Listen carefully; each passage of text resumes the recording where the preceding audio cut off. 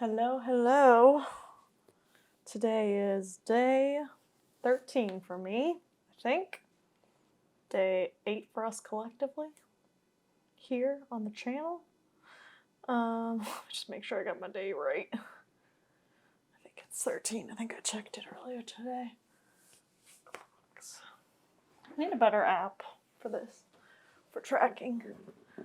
It's so important to have a good tracking app. Yes, today's day 13 that I'm working on right now.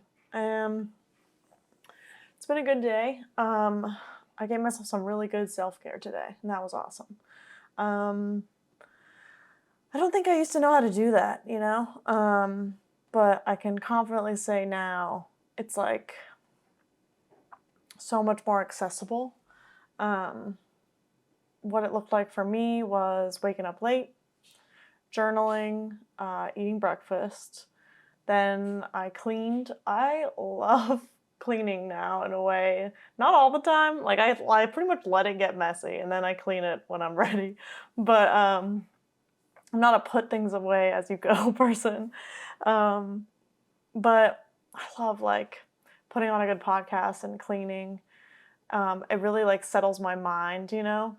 In a way, I saw a TikTok that was like, it was like made for the girlfriend, but if your girlfriend randomly starts cleaning and doesn't say anything, like, it's not because the place is a mess, it's because her mind is. And I was like, yeah. It just like helped me like settle in. And then like when my space is clean, I can like do things. And I'm laughing because my ex used to say this all the time. And I thought it was full of shit, but like I get it now. I think it rubbed off on me a little bit. Yeah, so I cleaned and then I went to the gym and continued to listen to some sobriety podcasts I was listening to, which I'm going to put in the show links, but it was the Home podcast by Laura McCowan and Holly Whitaker, and they interviewed a woman I hadn't heard of named Elena Brower on her cannabis addiction. And it was so good and like so validating because I feel like, and one of the reasons I did want to talk about weed on this journey is because I feel like nobody's talking about weed and THC and how addictive that shit is. Like, it's been way harder for me to give up than alcohol. And like, at some point they all became linked. So like, if I'm drinking, then I want to smoke. And if I'm smoking, then I want to drink. But like, that aside, like, I definitely used it more than I ever did with alcohol. Like alcohol, I never went past a certain like point, I feel like, with drinking, and I wasn't really into hard liquor, and like it was too rough of an experience. But weed was like you don't really have hangovers. You just feel groggy and like shit and irritable. And it's like sneakier in that way. And like everyone tells you how you can't get addicted to it. And like it's not an addictive substance.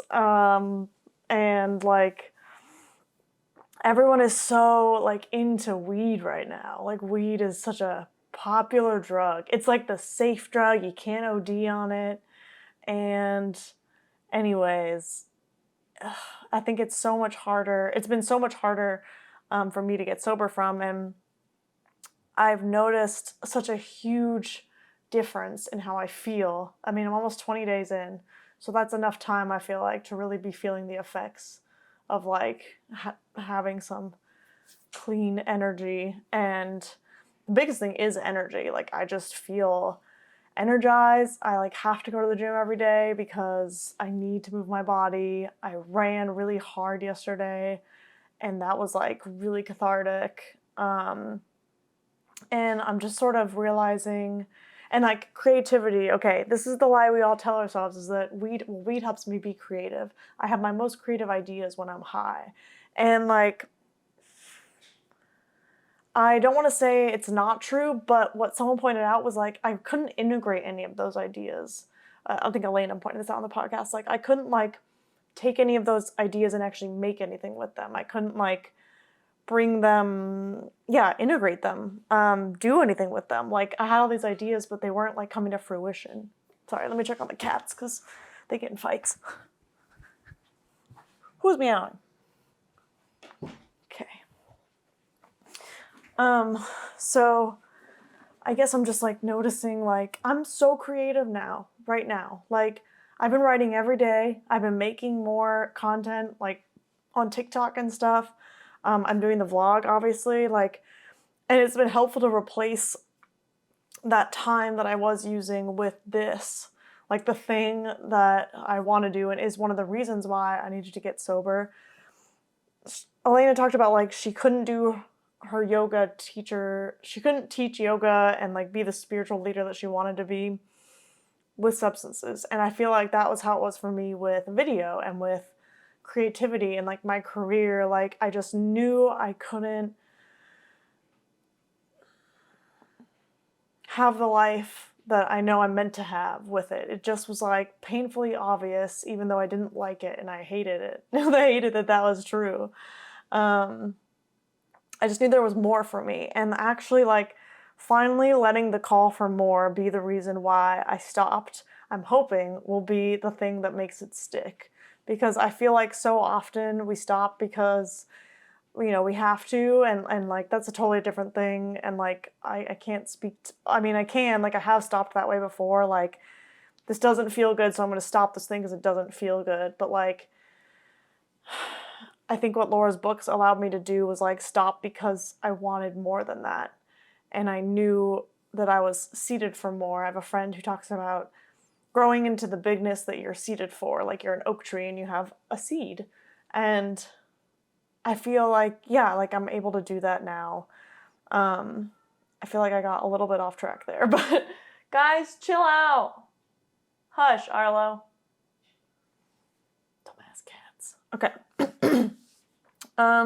Some other things from the podcast that I wanted to talk about that were kind of interesting to me was marijuana's effects on the functioning of the brain. So it's like running an engine without oil because it interferes with spinal fluid circulation. So it keeps the parasympathetic nervous system from being able to do what it needs to do, which is like help you rest and relax. It also lowers testosterone levels and reduces the number of connections between neurons that affect memory and motivation. So those are no small things. Like that was kind of crazy to learn. I think it's really interesting how like weed kind of fools you into feeling like you're getting closer to yourself and also at the same time getting closer to spirit. But it's like a fraud. Like you're not actually. And like, I don't know, they just talked a lot about that on the podcast and it really resonated for me. Like, it felt like the only way for me to get, yeah, like kind of this spiritual connection that I've been seeking. And, yeah, I don't know. I remember this mentor of mine, like, I had done a call with her to try and like tease out my addiction, and she talked about it's that you're like, we call them spirits, we call alcohol spirits, right? You're literally reaching for spirit, like you're trying to connect with something deeper. And the sad sort of like backhanded effect of that is that you end up not, like you end up farther away from it down the line. And yeah, I don't know, I just today felt like really tapped into like my freedom and how like I used to sit down with my weed and my alcohol and say, this is my me time, I deserve this, this is my freedom, you know? And now I get that all day long instead. And not every day is great. Yesterday and the day before sucked. Like, it's high highs and low lows, especially right now. It might be that way forever, I don't know. But today was definitely a good day, and that like I knew because yesterday was so rough that I needed to do some serious self-care. So I just like stepped back and did everything I felt like I needed to do to be able to sit down and do some writing and creative stuff, which I did. And then pretty much now we're here. Like that was my whole day, was like taking care of myself until I could write and write scripts, basically is what I was writing. So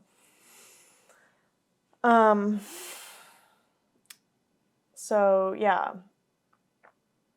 the last thing that I think I want to talk about with this is that like, for me, sobriety is so much bigger than not drinking and not smoking. And so much to the extent that it almost has nothing to do with that and everything to do with all of the things that you couldn't even access before because of them.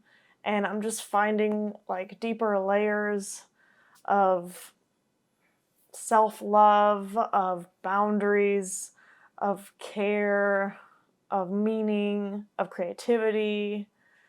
And man, it's been really nice. Like, there's just like a calm and a bit of a peace that I haven't had in a while. So I would say it's going well.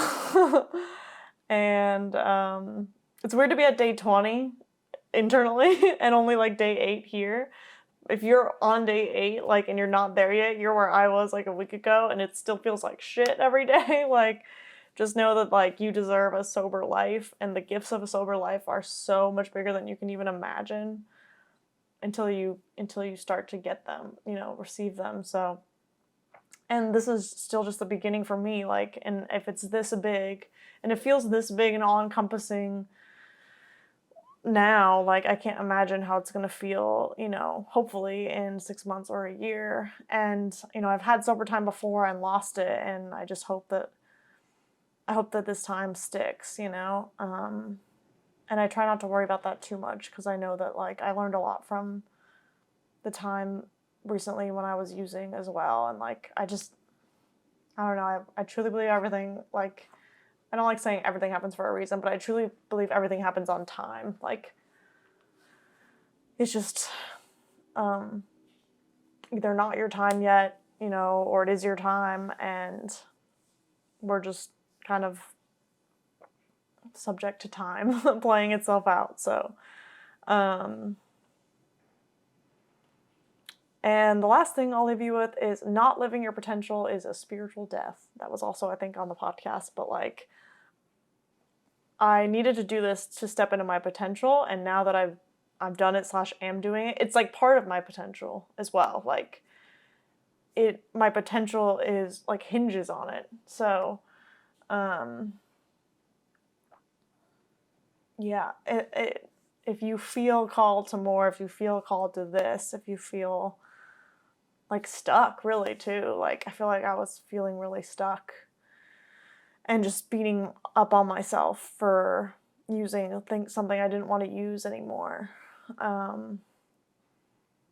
then yeah, I mean, this life might be for you, you know? And as much as I, you know, am doing this vlog for you guys, I've also realized I'm doing it for myself, and like, it has helped me be accountable. I get a lot of joy out of posting, and then like, I love it when you guys comment, and hearing from you guys has been awesome. So please keep doing that, and hopefully this is helpful to y'all. But at the end of the day, like, this is helpful to me to like show up in this way, for whatever reason. I'm not really sure why, but it definitely keeps me accountable.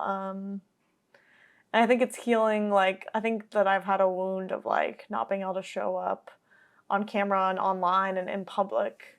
Well, in like, I guess online public, I don't know. I've had a hard time like getting my voice back after like some trauma 10 years ago, and it sort of just occurred to me today that like, it's very full circle to be here doing this and sort of coming out of the closet online.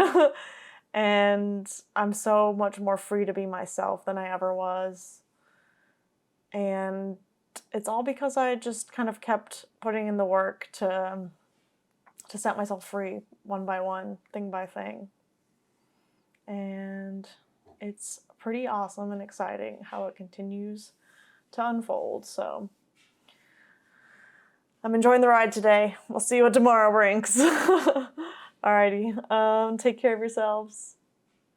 My friend Knives says, keep a force field around your heart. I like that one too. My other friend Brian says, be good to you.